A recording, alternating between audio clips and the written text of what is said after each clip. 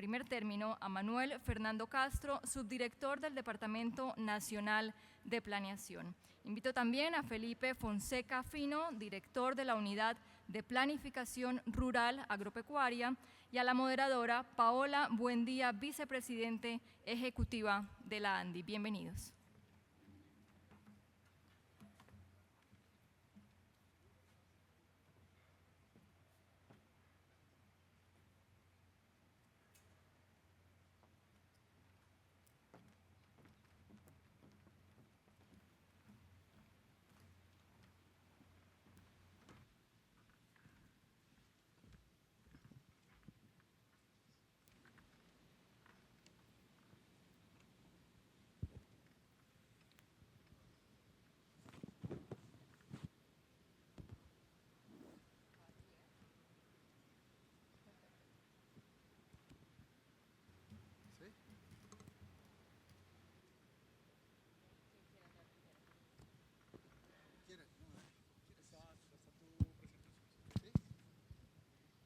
Bueno, buenas tardes a todos. Como dice Adriana, la competencia está complicada y el reto para Manuel Fernando y para Felipe pues está un poco duro, pero estamos muy interesados en conocer el trabajo que dos entidades muy importantes del gobierno vienen realizando, y entonces Manolo Castro del DNP nos va a contar, subdirector de Planeación Nacional, nos va a contar sobre el proyecto del catastro rural. Sabemos que se viene trabajando, pero queremos conocer un poco más en detalle para cuándo, qué información va a contener, cómo vamos a participar y pues si quieres, Manolo, empezamos con tu presentación. Bueno, muy buenas tardes, gracias Paola, muchísimas gracias a la ANDI y muchas gracias por la invitación a este evento, lo mismo a mi colega de panel. Yo tengo una breve presentación que quizás vale la pena recorrer para ilustrar algunos de los temas relevantes del catastro y que quizás así con imágenes puedo competir un poco más con el partido, aunque lo veo complicado, pero básicamente voy a ir muy breve, ¿sí? Hace unas semanas, o quizás casi 2 meses, el Gobierno Nacional aprobó en el COMPES una política nacional para la adopción de un nuevo catastro en Colombia, un catastro multipropósito. Es en realidad quizás una de las asignaturas pendientes del país por décadas, y quizás uno de los aspectos institucionales en los que Colombia denota mayor rezago, ¿sí? Y quizás vale la pena decirlo, es una de esas reformas que difícilmente se pueden hacer en circunstancias normales. Y por esa razón, en el contexto del posconflicto, el presidente de la República ha sido un entusiasta de esta reforma. Es uno de los temas de las negociaciones de La Habana. Obviamente el punto 1 de La Habana establece con claridad la necesidad de avanzar hacia un catastro rural multipropósito, pero el gobierno quiso ir más allá y quiso adoptar una política de catastro que fuera no solamente rural y urbana. ¿Por qué? Porque los municipios son tanto rural como urbanos, entonces no tiene sentido crear una doble institucionalidad, una institucionalidad para el sector rural y una institucionalidad para el sector urbano, con estándares y metodologías distintas y con instrumentos de gestión de información diferentes. Entonces, la política fue un poco más allá y planteó un modelo de catastro multipropósito para todo el país. ¿Qué es y para qué sirve el catastro? Muy brevemente, en esencia el catastro es el inventario de los predios e inmuebles de todo el territorio nacional. Digamos que podríamos dividirlo en 3 grandes componentes, lo que podríamos llamar el componente físico, que define el tamaño y la forma de los predios, áreas, metros cuadrados, hectáreas, en fin, dependiendo del tipo de predio, si es urbano, si es rural. El componente jurídico, es decir, que define los derechos de propiedad, ocupación o posesión, y un componente económico que define el valor de esos predios. Y es muy importante porque le permite al país conocer con precisión el territorio para formular políticas públicas con mucha mejor información, para ordenar los territorios y para ejecutar mejor las políticas. Pero por el otro lado permite fortalecer las finanzas públicas municipales, que es un elemento muy importante, pero no es el único. El catastro que tenemos hoy en Colombia es un catastro que tiene un enfoque principalmente fiscal, y en esa medida es muy limitado para efectos de planificar y ordenar los territorios. Es muy importante tener un catastro con su componente fiscal muy bien actualizado y robusto, pero no es suficiente. El otro componente fundamental del catastro es el que nos debe permitir garantizar la seguridad jurídica de la propiedad, la restitución, la formalización y la titulación de predios. Hay buena parte del país, cerca de un 38% del país, que concentra la región de la Orinoquía, por ejemplo, tiene problemas muy complejos de seguridad jurídica de la propiedad. Y este es un tema muy relevante para las discusiones que seguramente han venido dando ustedes acá, porque el mayor potencial agroempresarial de Colombia está justamente en la Orinoquía, donde hay mayores problemas de seguridad jurídica de la propiedad. Mientras la seguridad jurídica de la propiedad no se resuelva, no es posible establecer incentivos de mercado para invertir en esas zonas, para desarrollar negocios que sean sostenibles, como lo que se mencionaba hace un momento acá.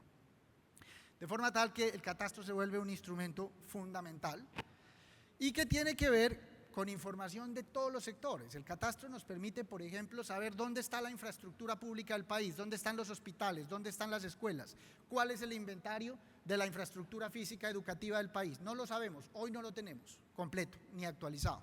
No sabemos dónde están los escenarios deportivos, en qué municipios, cuántos hay y en qué medida están localizados donde está más concentrada la población. Esa información nos la puede entregar el catastro. Entre otros usos, nos define cuáles son los usos y las vocaciones de los predios, del suelo, de la tierra. Esto es fundamental. Y sirve incluso para propósitos de seguridad, de estrategia militar, en fin. O sea, cumple una gran, digamos, multiplicidad de propósitos, y hoy en día el catastro que tenemos tiene, como lo señalaba, un enfoque casi que exclusivamente fiscal e incompleto. En últimas, para terminar de conceptualizar el catastro, quizás decir que no es en estricto sentido una herramienta de información, si bien la información es central al catastro, es más un instrumento de planificación que otra cosa, pero la información es el insumo fundamental para la planificación. Por eso lo que vemos aquí en esta diapositiva es las distintas capas de información que el catastro nos puede proporcionar. Entonces nos proporciona información sobre los predios, que es la capa principal, la capa base, pero nos da información topográfica, geológica, edafológica, sobre los usos del suelo, en fin, una serie de, digamos, capas de información que al final, todas dispuestas y actualizadas de manera adecuada, proporcionan la información más robusta que puede tener un Estado, una administración pública, para planear y ordenar sus territorios, sus políticas públicas en todos los sectores, y además la información más completa y robusta para alimentar las decisiones de los privados, del sector privado. Esto es fundamental. Entonces, esa es la lógica del catastro. Y obviamente esto tiene que estar articulado sobre herramientas de información, de manejo de datos, que quizás es parte del propósito de este panel. ¿Por qué? Porque es muy importante que la información que levantamos, estas capas de información que levantemos, la podamos cruzar con otras fuentes de información o instrumentos de información que tiene el Estado, los censos de población, los instrumentos de focalización como el CISBEN, por ejemplo, la información del registro jurídico de la propiedad. Uno de los problemas más importantes que tiene hoy Colombia con su catastro es que el catastro y el registro van por lados diferentes. No hay una articulación entre el catastro y el registro. En esencia, todo predio debe tener una ficha catastral, que es la que define los linderos, la cabida, las características de ese predio, y debe tener en el registro público de la propiedad lo que ellos denominan un folio de registro público. Esas dos fichas hoy en Colombia no coinciden, la información no coincide sobre los predios, porque la información está desarticulada. Eso hace parte de esta reforma del catastro, porque necesitamos articular el catastro y el registro. Entonces, un tema muy importante, la información. Ahora bien, brevemente, ¿cuál es el panorama del catastro hoy en Colombia? Tenemos un 64% de los predios del país desactualizados y tenemos un 28.5% del territorio sin catastros formados. En el caso del catastro desactualizado, el promedio de desactualización es de 10.7 años. Hay municipios, como por ejemplo ayer hablábamos con la alcaldesa de Fundación Magdalena, 26 años sin actualizar el catastro. Hace 26 años no se actualiza el catastro de Fundación Magdalena, ¿sí? Entonces, los municipios hoy y el país hoy no tiene información suficiente sobre el suelo para tomar buenas decisiones. Esto es muy importante. Hay un total, el mapa nos muestra un poco cuál es la situación, tanto en el orden rural como en el orden urbano, de lo que está actualizado, lo que está desactualizado, que es lo que vemos en amarillo, y lo que está sin formar, que es lo que tenemos en rojo, tanto para el área urbana como para el área rural. Y quizás resaltar que un 59% de los predios rurales hoy en Colombia presenta inseguridad jurídica debido a la informalidad en la tenencia. Solamente un 21.4% de los predios tiene propietarios claramente definidos. 19.5% son tenedores y un 59% de los predios están en manos de poseedores u ocupantes. El gobierno nacional no sabe, el país no sabe hoy cuáles son los baldíos de la nación, que buena parte, si no todos, ya están prácticamente ocupados, pero no están mapeados, en buena medida porque en esas zonas es donde no hay formación catastral.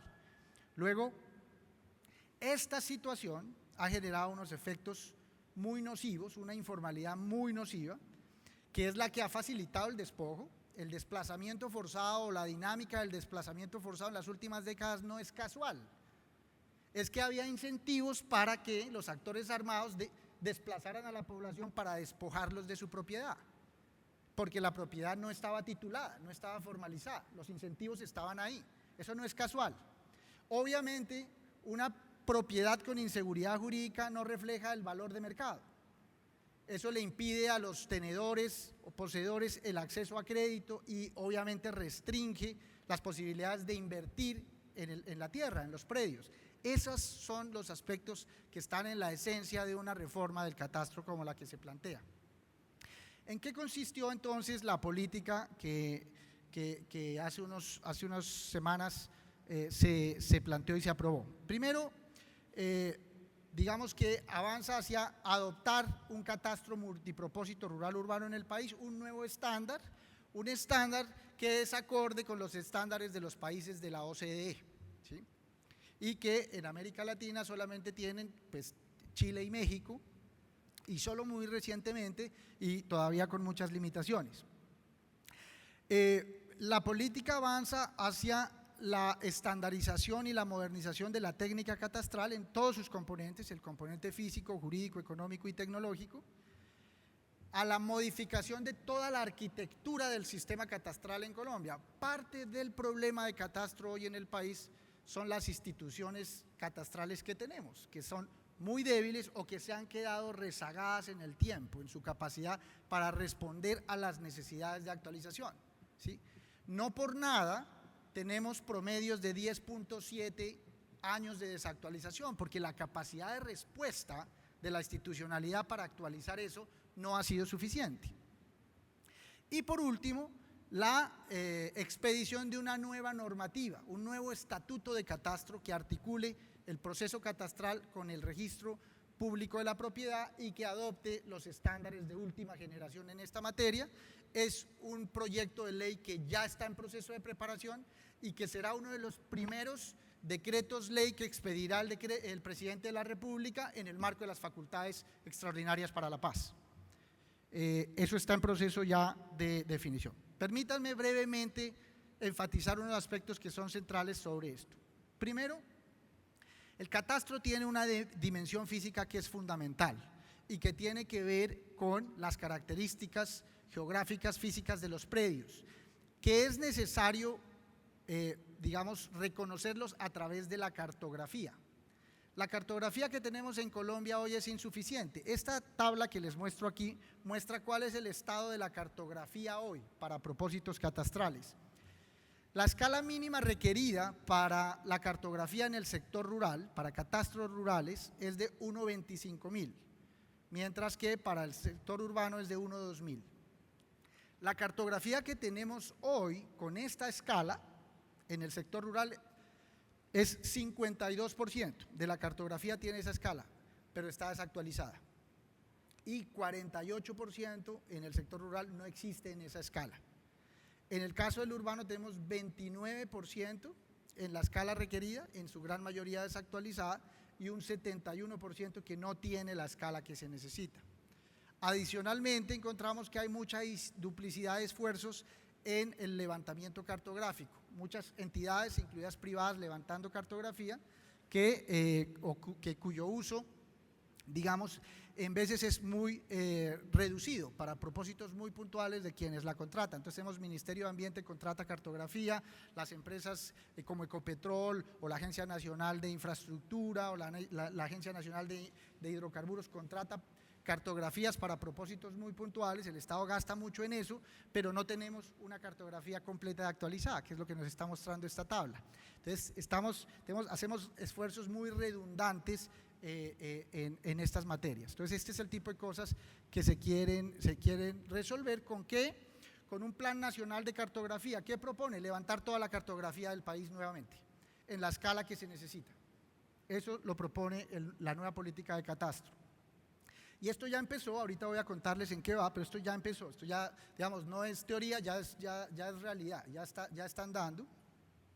La adopción de estándares internacionales en esta materia, que son los estándares OCDE, y la profesionalización de personal para hacer trabajo en campo, para hacer levantamientos de esta naturaleza, levantamientos catastrales, y para desarrollar procesos que articulan todos los elementos de un catastro multipropósito en el terreno.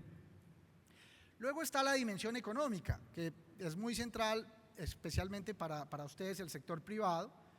¿Cuál es el problema central? Los avalúos catastrales hoy en Colombia no reflejan la condición económica de los predios, así de simple, hay unos rezagos enormes, ¿sí? En las zonas donde no hay formación o hay mucha desactualización, pues el valor comercial de esos predios dista muchísimo de lo que está en los registros públicos catastrales. Y ahí hay unas brechas muy grandes, sin lugar a dudas, que redundan a su vez en una muy baja generación de recursos de los municipios por concepto de predial, que es un aspecto muy importante, si bien no el único o no necesariamente el más importante. Colombia está todavía muy por debajo de lo que recaudan por concepto de impuesto predial los países de la OCDE, mientras Colombia entre el 2005 y 2010, que es lo que muestro aquí en esta tabla, recauda alrededor de 0.5 del PIB, los países de la OCDE en promedio recaudan 1.9% del PIB. Entonces, Colombia tiene ahí una gran oportunidad y un rezago muy grande. Entonces, vamos hacia avalúos catastrales que reflejen mejor la condición económica de los predios, que sean más acordes con esas características económicas. Hay una serie de lineamientos planteados en términos metodológicos para la valoración de los predios que están recogidos en la política. Simplemente para ilustrar, Colombia hoy tiene un sistema catastral que es en esencia un monopolio estatal. En esencia es un monopolio estatal. Tenemos 4 catastros descentralizados: Antioquia, Bogotá, Medellín y Cali, que tienen catastros descentralizados. El resto de municipios están en cabeza del IGAC, 975, ¿sí? Están en cabeza del IGAC. Pero permítanme ilustrar simplemente el rezago que tenemos desde el punto de vista del recaudo predial. Mientras que los 975 municipios en cabeza del IGAC recaudan 2 billones de predial al año, solo Bogotá recauda más que todos los municipios, los 975 municipios que están en cabeza del IGAC, solamente Bogotá. ¿Sí? Entonces hay un rezago enorme en estas materias. Vamos hacia un marco normativo más completo que integre, como les decía, un estatuto integrado catastro-registro, no me voy a detener en esto. y luego hacia una nueva institucionalidad que en esencia lo que quiere hacer es modernizar el IGAC, repotenciarlo, volverlo una especie de agencia que concentre en estricto sentido las funciones de autoridad catastral y de control y vigilancia de que el estándar catastral se adopte. Y lo que plantea la política es que se rompe el monopolio estatal. Esto es la nuez de la política. Se rompe el monopolio estatal y se abre al sector privado y a otras entidades descentralizadas o delegadas para que puedan ellas mismas administrar sus catastros. Esto va en la línea de la descentralización. No hay nadie más interesado en que el catastro funcione bien que el municipio, porque eso es lo que le genera ingresos. Ya las ciudades capitales en Colombia lo han venido solicitando, se lo solicitaron al presidente, al ministro de Hacienda, al director de Planeación.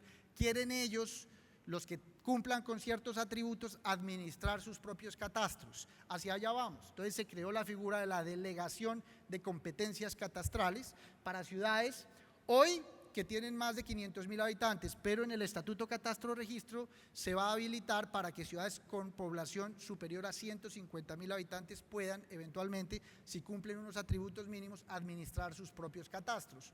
Y el resto de municipios que no tienen la capacidad, que son muy pequeños, en fin, esos sí serían administrados, digamos, por una entidad o ejecutados por una entidad del orden nacional, pero distinta al IGAC, porque hoy el IGAC es juez y parte. Hoy el IGAC define el estándar, lo implementa y vigila y controla la implementación, con una, además, limitación adicional, y es que no tiene capacidad sancionatoria. Supongamos que Cali no implementara bien su catastro, el IGAC no tiene capacidad para retirarle a Cali el catastro, no puede sancionarlo, ¿sí? Ese tipo de elementos se están corrigiendo en la nueva institucionalidad. Entonces, bueno, no me detengo, estas son las líneas generales, pero como les decía, esto ya empezó. Ya empezó, es que estamos en una fase piloto que va a incorporar 96 municipios como una especie de primera etapa en donde se va a probar todos estos elementos del nuevo modelo. Entre 2016 y 2017 tenemos 22 municipios, 11 que representan las características geográficas, topográficas de todo el país y 11 más que son los municipios de La Mojana. Luego tenemos 67 municipios de Cundinamarca y de Antioquia, que aquí vale la pena decirlo, las gobernaciones de Cundinamarca y de Antioquia están ellas mismas financiando la adopción de estos catastros en unos municipios de sus departamentos, como parte de la primera fase. En la segunda fase, lo que hemos llamado la etapa de escalamiento progresivo o plan de expansión, la política prevé la adopción del catastro en un periodo de entre 7 y 10 años. Esto no es algo que pasa de la noche a la mañana, es complejo.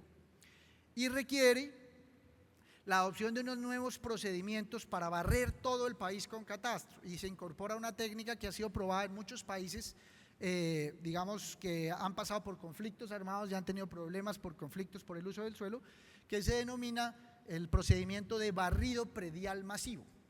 Barrido predial masivo es en esencia que hay unos equipos técnicos que van barriendo todo el territorio nacional predio a predio, hacen el levantamiento predial y detrás de ellos vienen los notarios, vienen los conciliadores en equidad para resolver ahí en terreno buena parte de los conflictos por el uso del suelo, para ir haciendo procesos de formalización, clarificación, legalización en la marcha. La experiencia internacional muestra que el 80% de los conflictos por el uso del suelo se resuelven a través de esta técnica ahí, en el predio, si se adopta bien. Y un 20% restante se debe, obviamente, tramitar a través de las instancias judiciales, porque son mucho más complejos, ¿sí? Entonces, este tipo de esquemas son los que se van a adoptar o se están adoptando ya en Colombia. El piloto ya comenzó, estamos, como les señalaba, este es el mapa del piloto, estamos ya implementando esto y estamos probando en el piloto el nuevo esquema de tercerización, habilitando a privados para prestar servicios de formación y actualización catastral al sector público y habilitando a las entidades territoriales como Bogotá, Medellín, Cali, que hoy tienen sus propias oficinas catastrales, para que le presten servicios de catastro a otros municipios del país que no tienen esa capacidad. Entonces, esto es lo que en esencia el piloto está haciendo. Ya la licitación internacional se abrió se presentaron 51 operadores para prestar servicios de esta naturaleza, haciendo uniones temporales y alianzas entre internacionales y nacionales, y quizás algo que vale la pena señalar, están entre los proponentes las empresas más robustas, más importantes del mundo en esta materia, las que han hecho procesos de formación catastral en países como Turquía, por ejemplo, en algunos otros países de América Latina, en fin, en Europa del Este, están haciendo parte de estos procesos. Entonces, esto es un poco hacia dónde vamos. La prueba piloto nos debe permitir cumplir con una meta nacional, con esto termino, que es cubrir el 25% del territorio nacional, particularmente la zona rural, con catastro formado en el 2018. Esto es una meta muy ambiciosa, pero creemos que puede ser factible, por lo menos aproximarse a ella, para tratar de avanzar en la primera etapa del postconflicto en una muy buena porción de lo que sería ya la implementación del catastro con enfoque multipropósito en Colombia. Eso sería por mi lado, muchísimas gracias.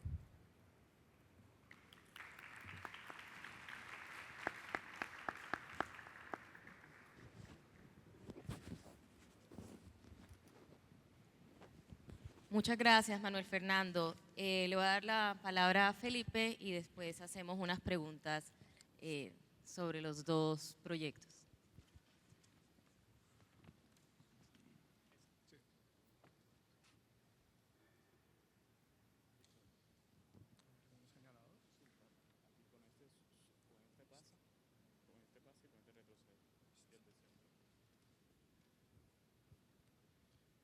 Bueno, a mí me encanta que me hayan invitado a hablar sobre la data porque me encanta la información y sobre todo el conocimiento que permita tomar mejores decisiones, y esa es tal vez la razón de ser de la UPRA, para orientar una mejor formulación de políticas agropecuarias, para orientar el desarrollo rural agropecuario, y pues en este escenario me complace mucho presentar algunos de los avances que hemos tenido, que nos permiten orientar asimismo la agroindustria en nuestro país. Voy a sobrevolar rápidamente, presentarles algunos datos que yo creo que bien vale poner sobre la mesa acerca de las generalidades, de los desafíos, de los retos y de lo que hemos hecho en materia de planificación que puede conllevar a la toma de decisiones en materia de agroindustria. Nuestras áreas, tanto continentales como marinas, para tener un orden de magnitud y la proporción en cuanto al desafío que tenemos en nuestro país. Continentales 114 millones de hectáreas, marinas y oceánicas 92. Y en lo continental, sé que esta mañana se refirieron a esa área de vocación agropecuaria, pero aquí solamente quiero comparar los suelos de vocación agrícola, aquellos suelos ideales para producir comida, planos, profundos, bien drenados, versus las áreas que, de acuerdo a la información del IDEAM antes del censo, se habían identificado espacialmente 5.8 millones de hectáreas de cultivos agrícolas. Espacialmente no hay una coincidencia y podemos ver de alguna manera la oferta y la demanda en cuanto a suelos y áreas agrícolas. Si se superponen estas dos áreas, una primera conclusión interesante es que de esos suelos agrícolas disponibles, que suman 11 millones de hectáreas, solamente se han cultivado casi 4 millones.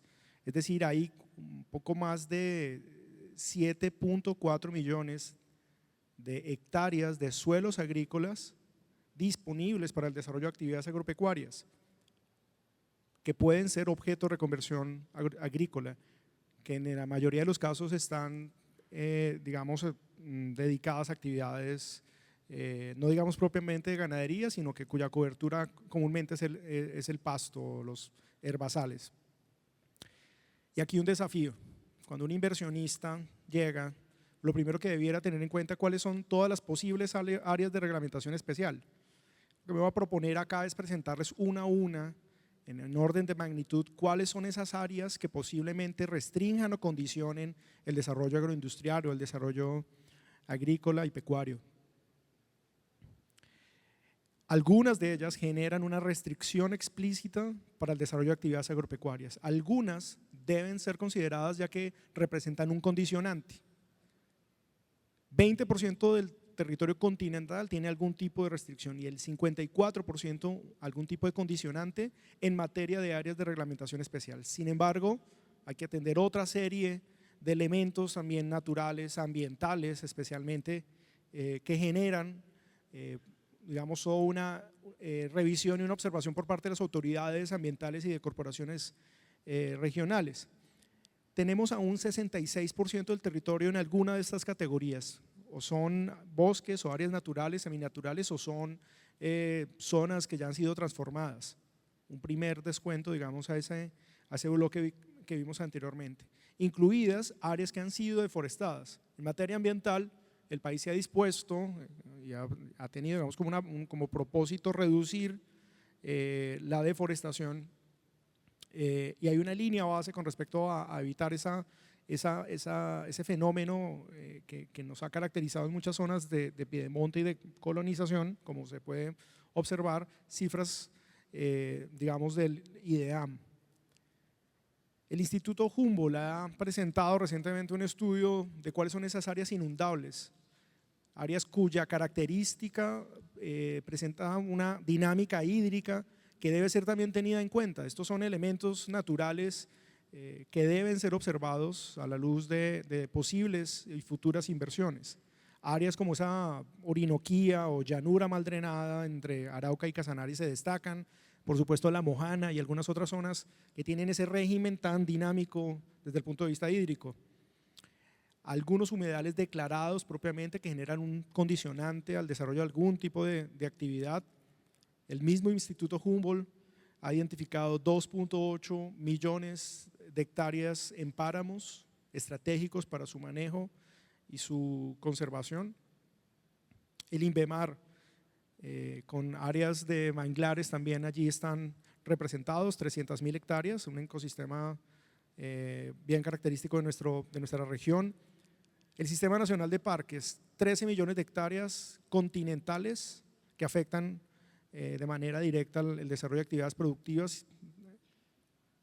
Parques regionales, 500.000 hectáreas. Una categoría que la unidad de parques también identificó en función de evitar el desarrollo de actividades mineras. Hay 3,3 millones de hectáreas que son denominadas zonas de protección y desarrollo de recursos naturales. Zonas de reserva natural de la sociedad civil, aquellos privados que han declarado su predio en protección y que lo han dedicado a la conservación. Algunas zonas de reserva protectora también para tener en cuenta. En cuanto a áreas naturales, en cuanto a áreas colectivas, tenemos un poco más de 680 resguardos indígenas, territorios colectivos de etnias, y de acuerdo a lo que se nos informa en el Consejo de la Agencia Nacional de Tierras, que hereda las facultades del antiguo INCODER o del INCODER en liquidación, hay pretensiones de posiblemente otros 400 resguardos adicionales. Y allí pues uno empieza a preguntarse cuál es el modelo de ocupación que debe plantearse y cuál va a ser el modelo de ocupación que proponga el sector agropecuario, y para eso estamos acá, para definir cuál es ese rumbo y ese futuro del sector agropecuario. Comunidades negras, 5,5 millones de hectáreas en Colombia. Reservas de ley 70, también hay que entender qué lógica tiene esa declaración. Hay una ley, hay una figura creada en la cual la UPRA tiene un papel estratégico, que son las zonas CIDRES, directamente asociadas al desarrollo agroindustrial, y este tipo de figuras, por ejemplo, son consideradas como una restricción.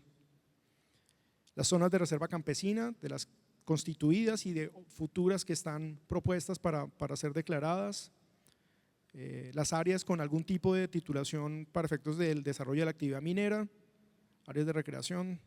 Estas también son otras categorías de superior jerarquía a ser incluidas en los planes de ordenamiento territorial, los parques y áreas arqueológicas protegidas a cargo del Instituto Colombiano de Antropología e Historia. ¿Cómo vamos? ¿Gol? No, todavía no. Reservas forestales de ley segunda y sus sustracciones. Y una serie de elementos físicos en donde el Estado, por lo menos el gobierno, no debiera orientar, digamos, o auspiciar el desarrollo de actividades agropecuarias, áreas en donde sus condiciones naturales no son apropiadas para el desarrollo de actividades agropecuarias, zonas cuya pendiente es superior al 75%, zonas de amenaza volcánica, perdón, de las anteriores 880.000 hectáreas, zonas de amenaza volcánica 95.000 hectáreas. En Colombia más del 50% presenta algún tipo de erosión, algún grado. Solamente en erosión severa y muy severa hay 3,3 millones de hectáreas, el 2% del territorio. Remoción en masa muy alta, susceptibilidades por encima de 4 millones de hectáreas tienen algún grado de susceptibilidad. Otros elementos también necesarios a considerar: la condición social o socioeconómica en las zonas rurales. Uno de los índices propuestos por DNP con respecto a la medición de la pobreza nos presenta acá en esta distribución municipal cómo es el índice de pobreza multidimensional. Ya lo presentó anteriormente Manuel Fernando con respecto al catastro, ese inventario de bienes inmuebles. Si uno hace un análisis de la distribución predial en cuanto a solamente tamaños, puede uno ver de qué forma se configuran los dos principales fenómenos en Colombia. Por un lado el fraccionamiento antieconómico y por otro lado la concentración, como hay un conjunto de predios, el 58% de los predios privados con destino agropecuario, esto es información toda del catastro, o tienen menos de 3 hectáreas y pertenecen al 56% de los poseedores.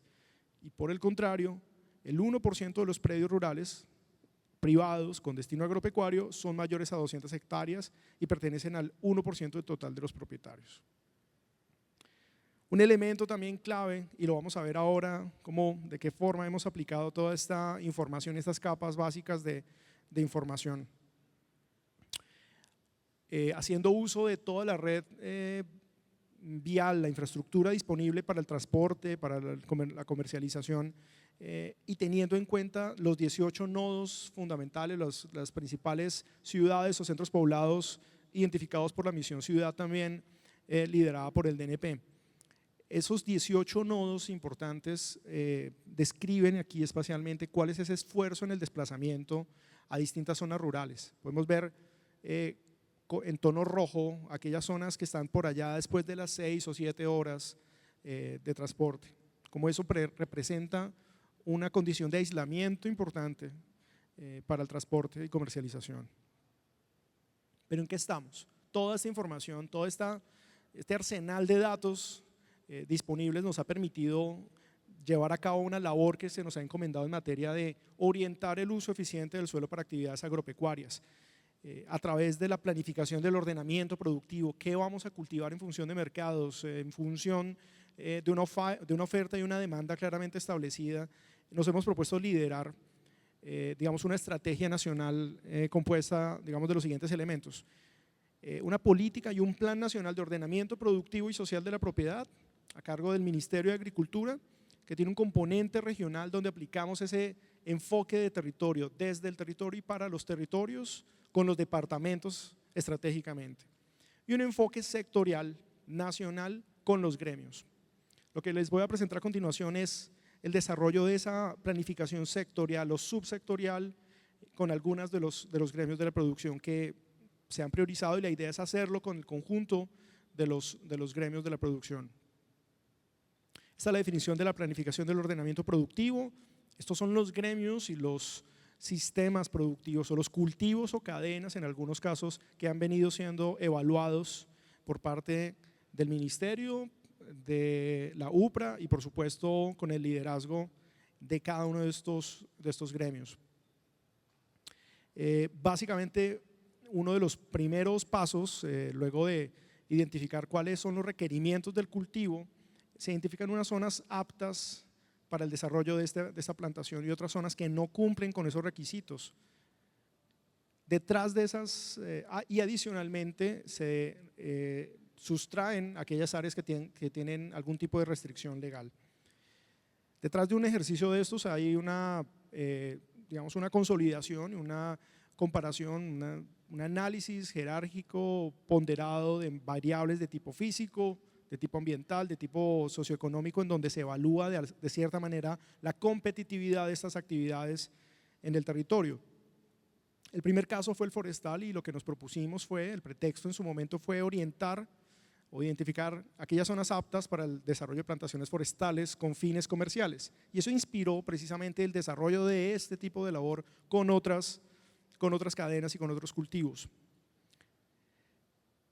El caso forestal en especial nos inspiró, nos llevó necesariamente a formularnos una política forestal o proponer mejor la formulación de una política forestal comercial basada en la producción de madera. Y este año un grupo importante, digamos, de representantes del sector forestal, pues hemos venido trabajando también, por supuesto, con el Ministerio de Agricultura, con la UPRA, con el Banco Mundial y, digamos, sumando distintos esfuerzos para, digamos, desarrollar y proponer esas bases en función del desarrollo y la producción de madera en especial. Bueno, y voy a terminar aquí con un breve recorrido de los adelantos que hemos tenido en cuanto a la identificación de estas zonas aptas, diciendo que algunos de estos cultivos ya han sido acogidos por parte de la Comisión Nacional de Crédito Agropecuario para orientar algunos de los incentivos a la producción como el ICR y el LEC. De alguna manera el Estado o el gobierno adquiere un instrumento que le permite orientar la colocación de recursos públicos, sagrados y escasos de manera más inteligente, no coartando de ninguna manera la libertad empresarial, sino determinando cuál de ella que requiera recursos lo haga con una serie de elementos de juicio técnicos que permitan hacer un uso mucho más eficiente y con mayor impacto. No tanto promoviendo la demanda, sino promoviendo una oferta pública planificada. Este es el caso de palma de aceite. ¿Cuál es el potencial de las casi 500.000 hectáreas? ¿Qué potencial hay? Este mapa le permite a Fedepalma ahora focalizar y clusterizar, conglomerar de manera mucho más asertiva su producción.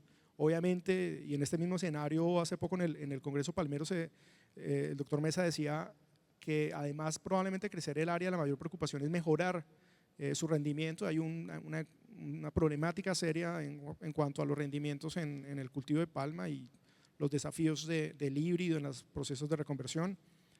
Esta es la comparación entre las zonas aptas y el reporte municipal de las EVAs. Y este es el caso de Santander, que es el departamento que hoy nos acoge. La comparación en Santander de las zonas aptas para palma con los municipios palmeros. Y así sucesivamente. 35.000 hectáreas establecidas en Colombia de un potencial de 21 millones. Los municipios cacaoteros versus las zonas aptas, el caso de Santander.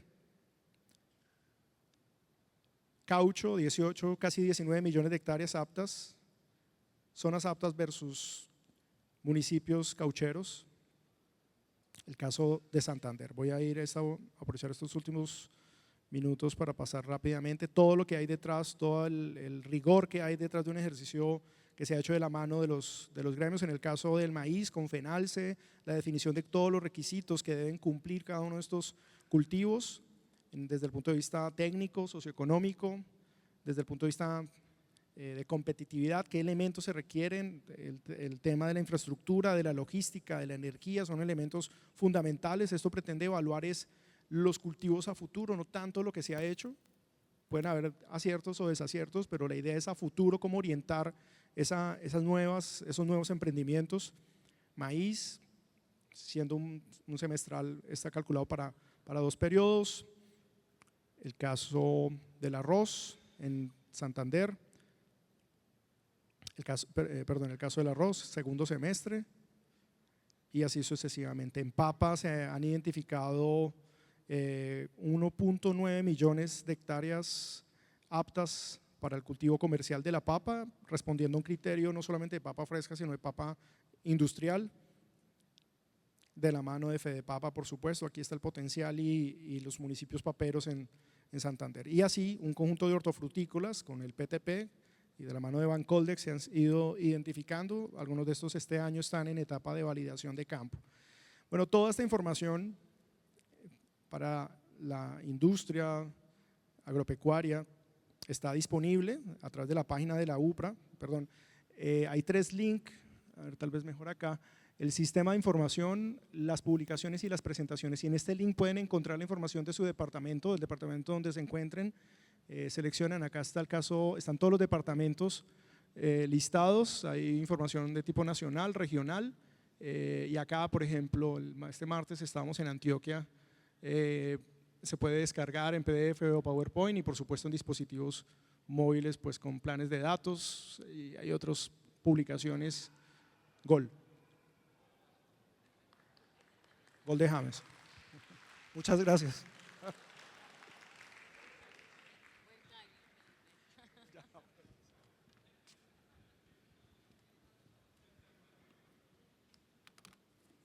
No sé si me aplaudieron a mí o a James. Exacto, ahora un aplauso para Felipe también.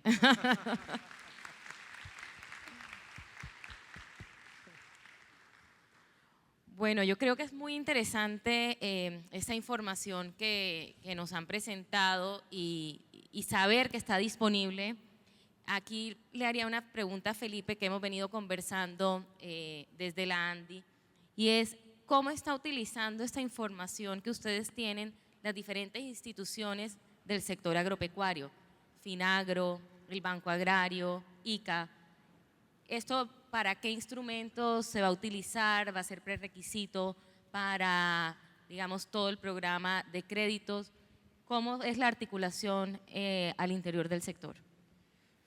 Bueno, estamos evaluando la aptitud para más o menos 20 cultivos, esperamos el otro año ampliar ese número, pero para los 7 que llevan más avance, como son el forestal comercial, el caucho, el cacao, la palma, maíz, papa, ya han sido acogidos por la Comisión Nacional de Crédito para orientar la colocación de ICR, LEC y fondos de garantías.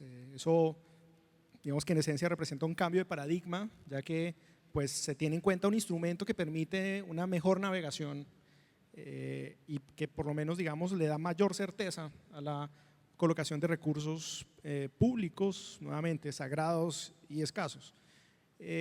Por parte de las entidades adscritas y pues primero por parte del Ministerio, estos elementos han sido fundamentales para formular una política de desarrollo rural agropecuario que se complementa con esa visión nacional, poder tener el desafío con respecto a los mercados internacionales, con respecto al contexto global, pero adicionalmente complementarlo con una visión sectorial, con una visión digamos gremial y una visión desde el territorio liderada por los departamentos. Hemos ya logrado suscribir acuerdos y esto ha sido poco a poco, esto ha sido un proceso, no se hace de oficio, no se hace desde el centro de manera impuesta, sino con un respeto absoluto por esa autonomía y esa, digamos, esa voluntad desde las regiones con Cauca, Tolima, Antioquia, Cesar, y ayer estuvimos suscribiendo un acuerdo en el departamento del Atlántico. Y así vienen otras gobernaciones que quieren desarrollar este tipo de instrumentos de planificación. Eso se complementa porque a nivel nacional podemos estar viendo estas cadenas con determinado criterio, pero a nivel territorial se identifican otras para estrategias seguramente de agricultura familiar o de mercados locales.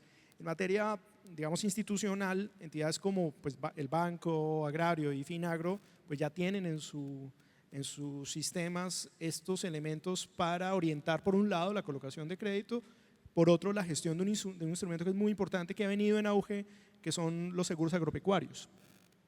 Entidades como la UNAP, por ejemplo, trabajan de la mano con el apoyo de UPRA también para formular un plan de ordenamiento productivo y social de la propiedad, de la acuicultura y la pesca. Este año vamos a desarrollar, estamos en plena formulación justamente de la identificación de zonas aptas para el desarrollo de la acuicultura continental. Eso permite una mejor gestión de la AUNAP como autoridad y encargado también de temas de fomento.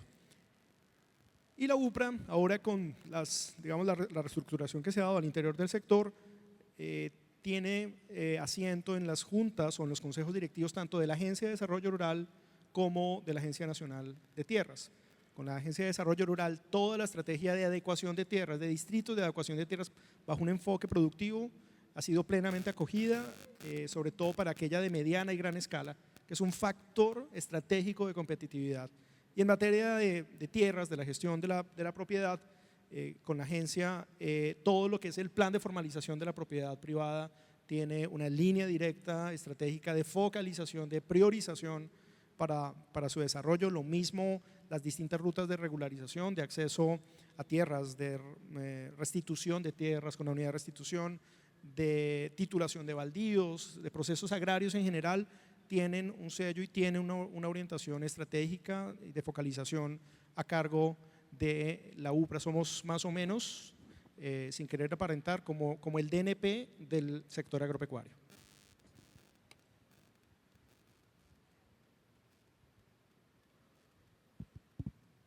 A Manuel Fernando, el reto grande para poder, sabiendo que esto es una primera iniciativa muy valiosa, pero el tema es cómo esto va a ser sostenible en el tiempo. Y pues el recaudo y el impuesto predial resulta ser una parte esencial de este reto. ¿Cuál es el plan que tienen para que esto se dé en la práctica, viendo lo desactualizado frente a los datos que nos mostraste hoy? Gracias, Paola. Yo creo que esa pregunta es muy importante. Quizás vale la pena responderla ilustrando un poco cómo es el escenario financiero para llevar a la práctica una reforma de esta naturaleza. Catastro que plantea esta reforma tiene un costo cercano a los 2.6 billones de pesos. Hacer todo el catastro de Colombia, incluyendo la nueva cartografía que mencioné, 2.6 billones de pesos. Pero uno de los efectos casi que inmediatos, una vez implementado el catastro, es el incremento en los ingresos por concepto de predial de los municipios. ¿Sí? Entonces, hemos hecho varios escenarios financieros que se hicieron pues para esta reforma. El escenario más conservador, en el más conservador de todos, que en esencia se basa casi que en elementos de conservación del catastro, es decir, de los predios que ya están mapeados, simplemente actualizarlos. Estimamos que en el mismo periodo los municipios del país recaudarían cerca de 4.1 billones de pesos. O sea que el catastro se paga solo, ¿sí?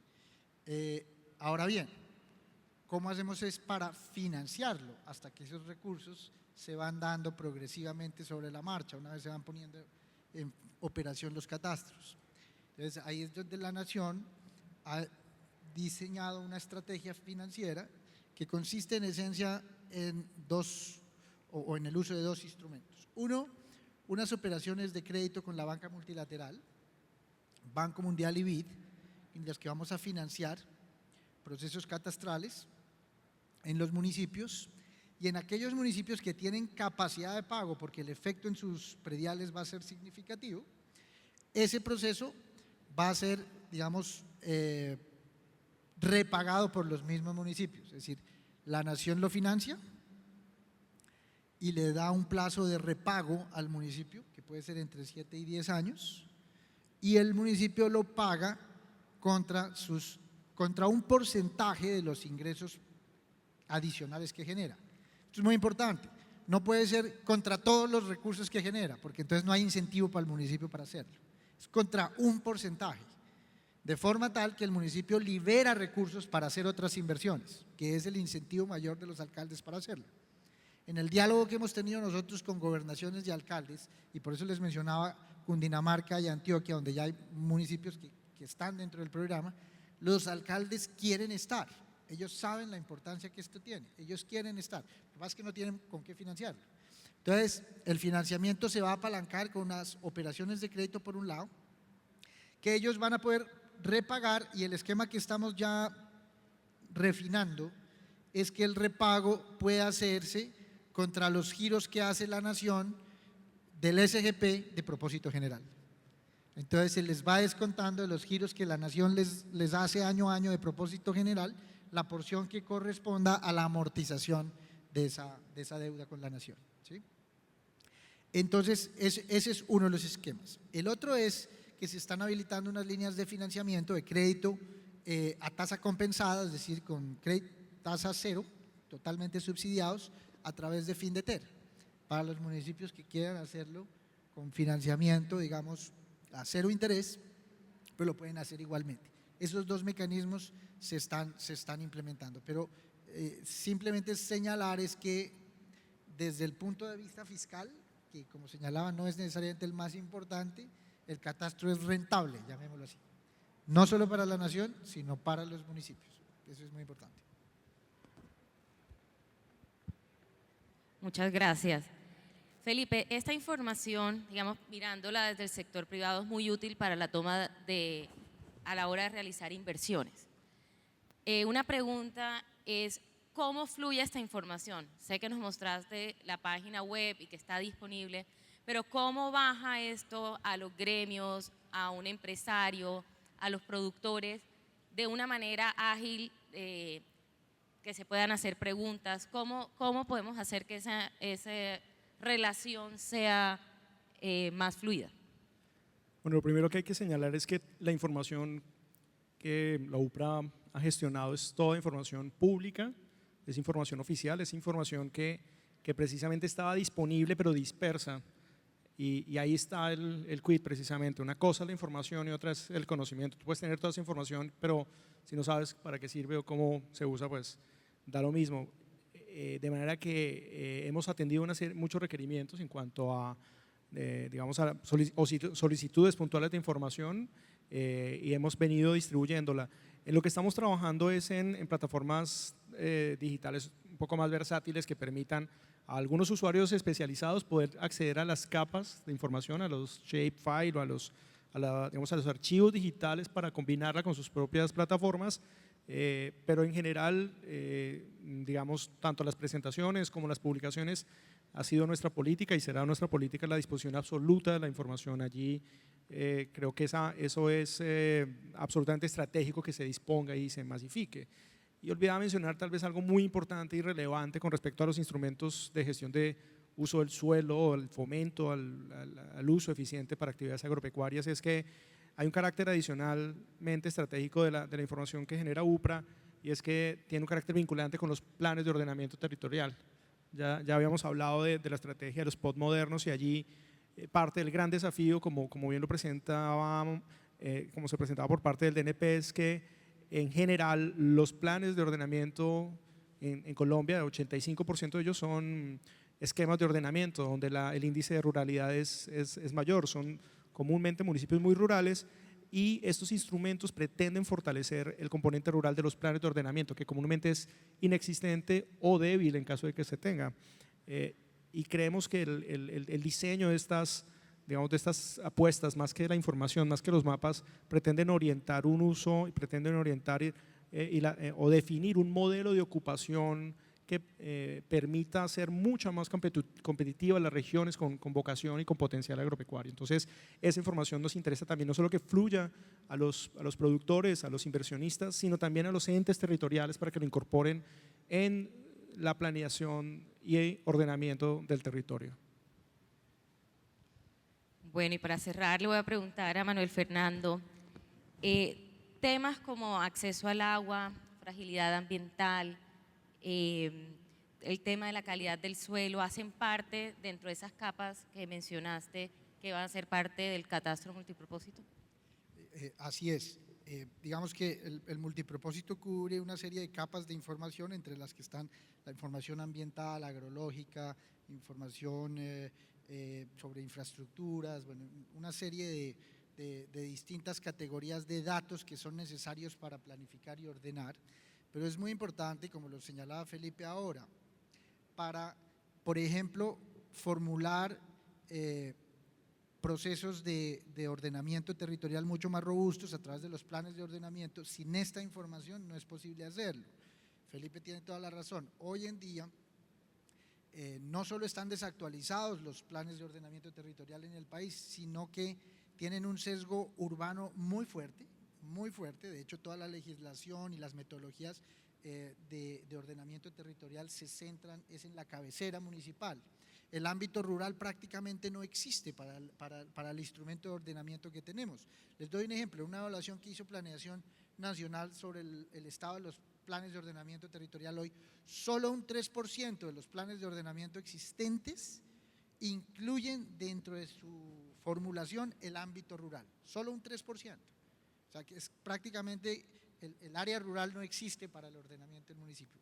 Entonces esta información de catastro se vuelve fundamental para esto, para los planes de ordenamiento, pero también para integrar a esos procesos de planificación y ordenamiento del ámbito rural, por ejemplo, los otros instrumentos como los POMCAS, que son los que ordenan las cuencas y que permiten hacer una gestión mucho más eficiente del agua, del registro del recurso hídrico y de los recursos ambientales y de los bienes y servicios ambientales, digamos, de los territorios. Entonces, la verdad es que si logramos, como creemos que vamos a poder hacerlo, implementar en un periodo de entre 7 y 10 años esto, creemos que esto va a ser el fundamento, digamos, de una nueva etapa para el desarrollo productivo del sector rural y para la sostenibilidad de los recursos naturales en el país, pero además para darle sostenibilidad a los procesos de paz que se quiere apalancar en estas zonas.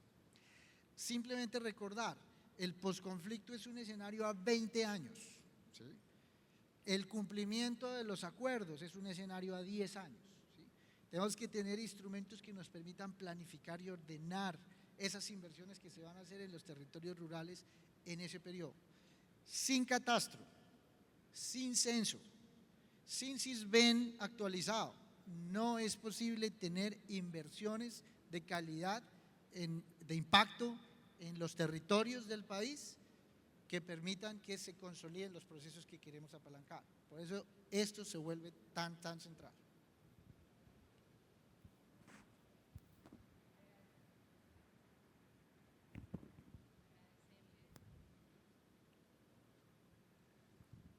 Agradecerle a Felipe y a Manuel Fernando la participación en este espacio y démosles un aplauso